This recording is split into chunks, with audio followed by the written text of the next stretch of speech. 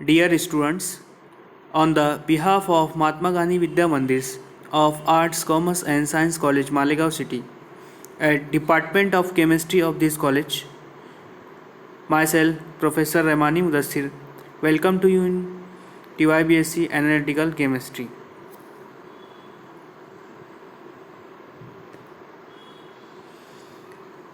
Now आज के हम सावित्रीबाई फुले पुणे यूनिवर्सिटी के एनालिटिकल केमिस्ट्री के सिलेबस में आपके कितने चैप्टर्स दिए हुए इसका डिस्कस करने वाले हैं. First of all first chapter दिया है वो उसमें ग्राविमेट्रिक एनालिसिस, सेकंड है thermal methods of analysis, third one is spectrophotometry and four is polarography and fifth one is atomic absorption spectroscopy, that is in short AAS, and the last one is flame emission spectroscopy FEES. Now आज हम first chapter discuss करने वाले हैं that is gravimetric analysis. उससे पहले हम कुछ common बातें डिस्कस कर लेना चाहते हैं. सपोज़ हम केमिस्ट्री का एनालिटिकल केमिस्ट्री का स्टडी कर रहे हैं तो इसलिए हमें उसकी डिटेल मीन्स उसका बेसिक कंसेप्ट हमें मालूम रहना चाहिए. What is analytical chemistry? Analytical chemistry is a branch of chemistry that deals with identification of compounds and mixture. It is divided into two parts. First is quantitative analysis and second is qualitative analysis. In quantitative analysis हम quantity उसमें quantity major करेंगे और इसी तरह qualitative में हमें compound की quality check करना है, लाइक कलर, अपीयरेंस, नेचर, क्या हो सकता है उसकी quality we have to check. इसी तरह से quantitative analysis is again divided into three parts. First is titrometric और it is also known as altometric. इसमें हम सीधा सिंपल जो हम प्रैक्टिकल में जो टाइट्रेशन परफॉर्म करते हैं वॉल्यूम फाइंड आउट करके उससे हम क्या करते हैं वॉल्यूमेट्रिक मीन्स टाइट्रेशन करके उसकी जो रीडिंग फाइंड आउट करते हैं उससे हम उसकी मेन क्वांटिटी फाइंड आउट कर सकते हैं गिवन कंपाउंड की. इसी तरह से इंस्ट्रूमेंटल, सेकंड इज इंस्ट्रूमेंटल में हम इंस्ट्रूमेंट का इस्तेमाल करके हम यूज़ करके उसकी क्वांटिटी मतलब चेकआउट कर सकते हैं. उसमें सपोज़ हम pH मीटर से, कैलोरीमीटर से, स्पेक्ट्रोफोटोमीटर से हम सम इंस्ट्रूमेंट यूज़ करके उसकी quantity we have to check. Third one is gravimetric analysis. What is gravimetric analysis? ये हमारा चैप्टर का नाम ही है तो इसे हम डिटेल में इसकी डेफिनेशन देखेंगे. It is a process of isolating and weighing an element और a definite compound of the element in as pure as form as possible. This is about gravimetric analysis. Next है solubility. What is solubility? First हमें देखना है solubility is the maximum quantity of solute get dissolved in minimum amount of solvent at a particular temperature. It may be solid क्या हो, solute क्या रहेगा हमेशा solid form में और सॉल्वेंट क्या रहेंगे हमेशा लिक्विड फॉर्म में, और दोनों मिला के हमें जो सॉल्यूशन मिलता है इट में भी इन गैसियस फॉर्म. तो हमें solubility, what is solubility? Suppose एक बीकर में हमने सॉल्यूशन लिया, मीन्स बीकर में वाटर लिया, वाटर सपोज हमने लिया 100 ml.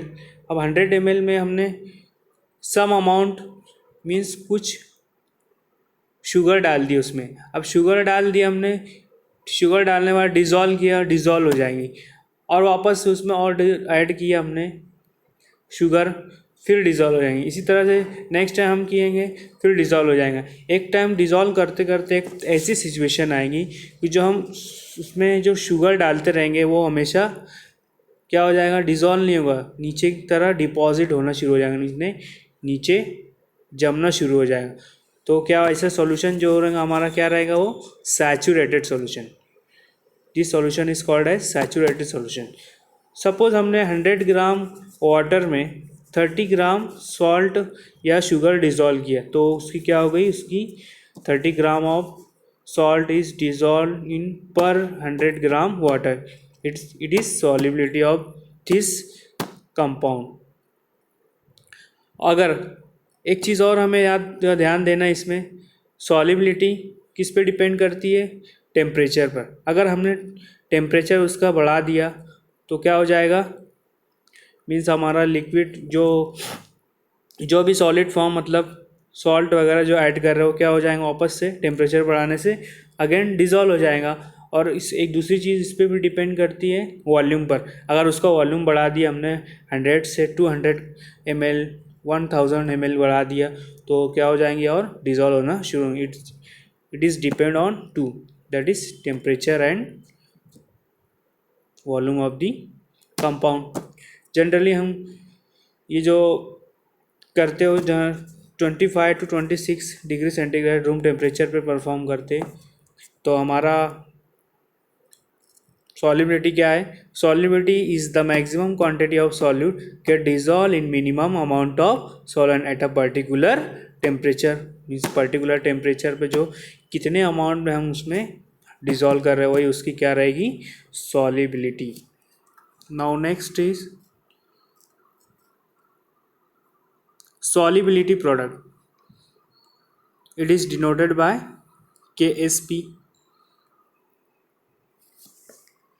Solubility product क्या है, it is the product of molar concentration of ions is constant at a solubility and a particular temperature. It is the equilibrium constant for a solid substances dissolving in aqueous solution. Suppose we have to take an example of ABA solid. It is dissociated as in water, dissociated as A plus B minus. Therefore K is dissociation constant.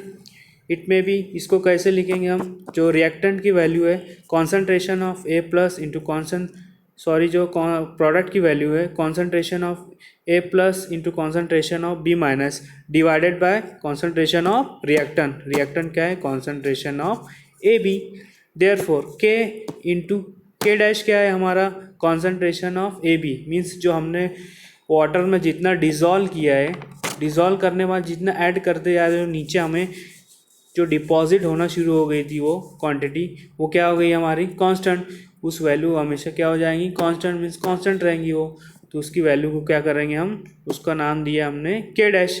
It is again constant which is new constant.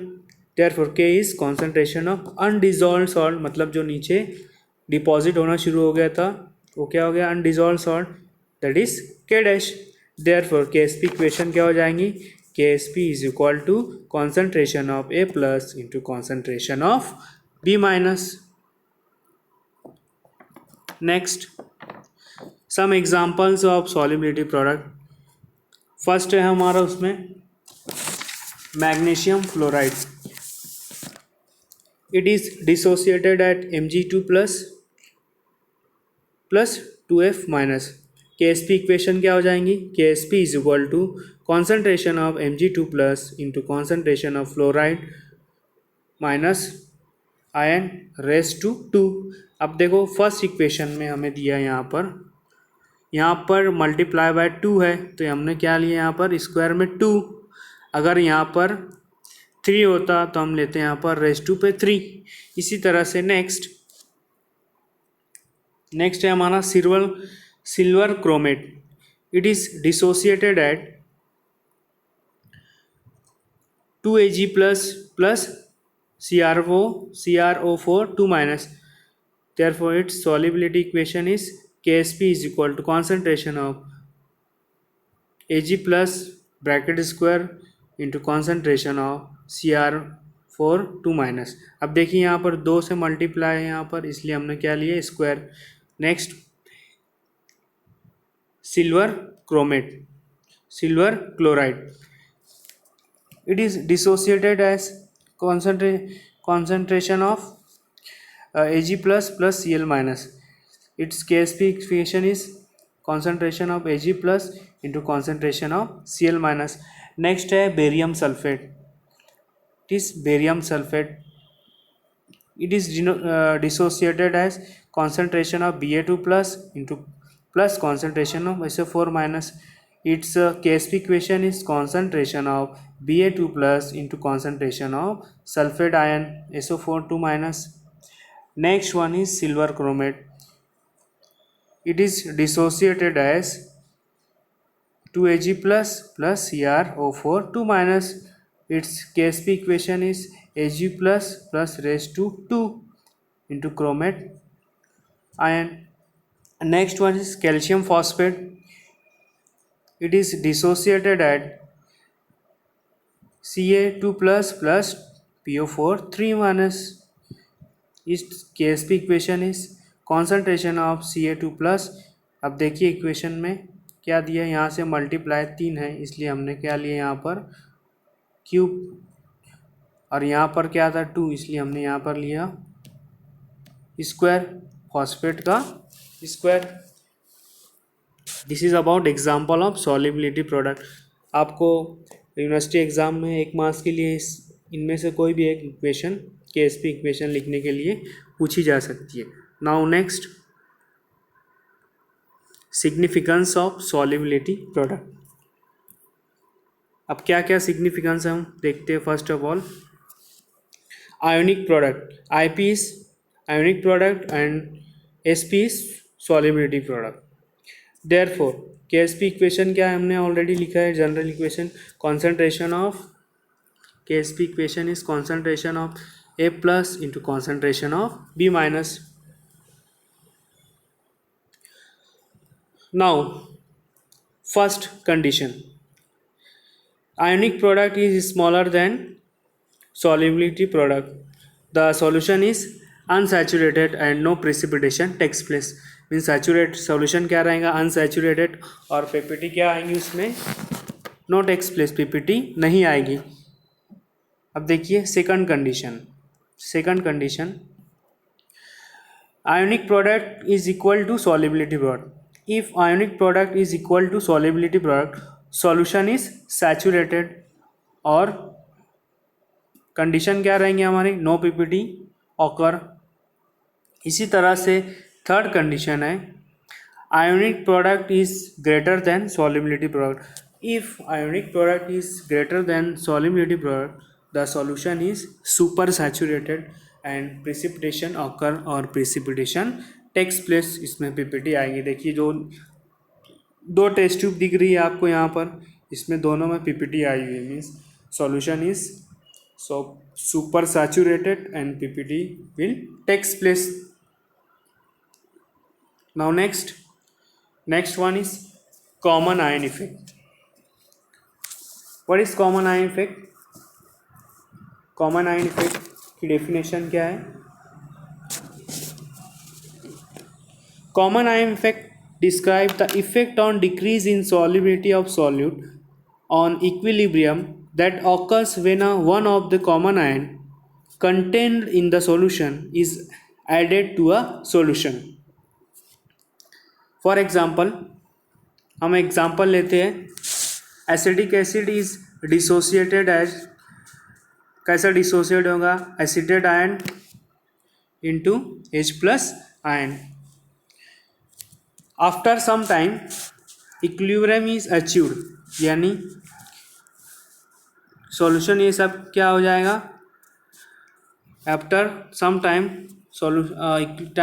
Equilibrium is achieved, यानी ये सब की solution की concentration क्या हो जाएंगी, constant. ऐसे case में आयनेशन कांस्टेंट क्या हो जाएगा, उसको हम बोलते हैं Ka, यानी Ka मीन्स एसिड.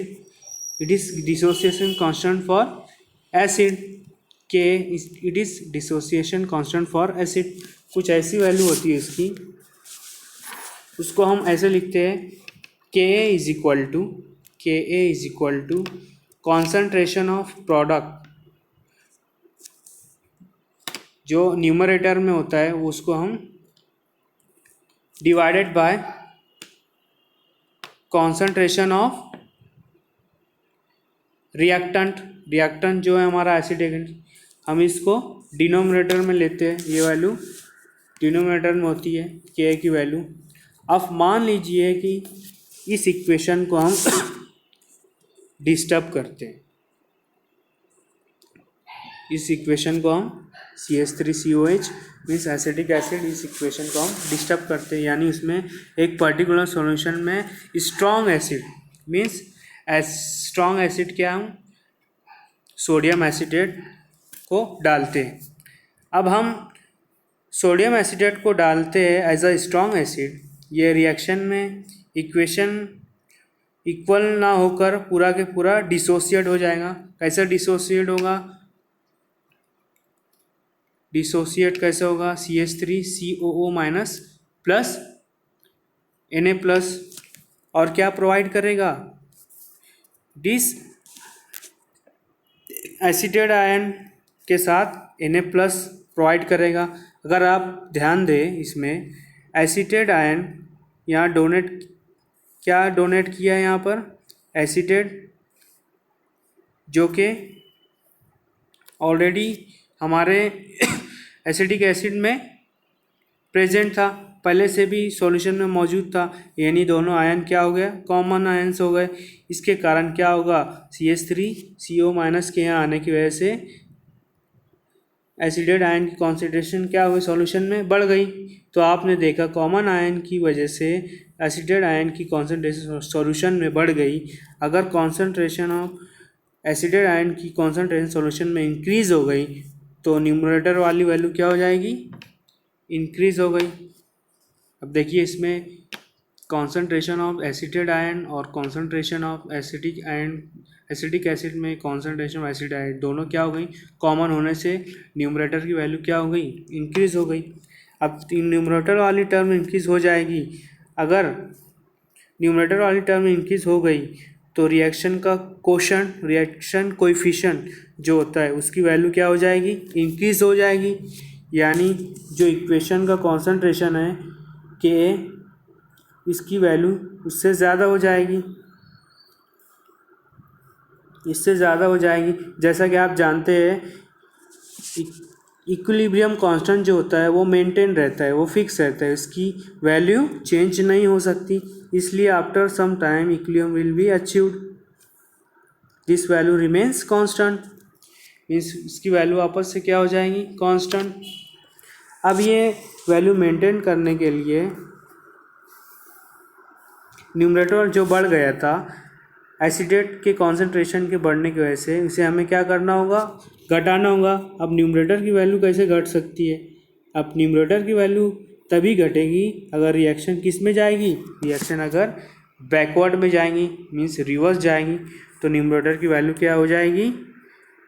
डिक्रीज हो जाएगी। मीन्स रिएक्शन क्या हो जाएगी? डिक्रीज हो जाएगी, जब भी घट सकती है। अगर रिएक्शन बैकवर्ड में जाएगी तो इस केस में क्या होगा? अल्फ़ा की वैल्यू थी जो घट जाएंगी, यानी degree of dissociation will decrease.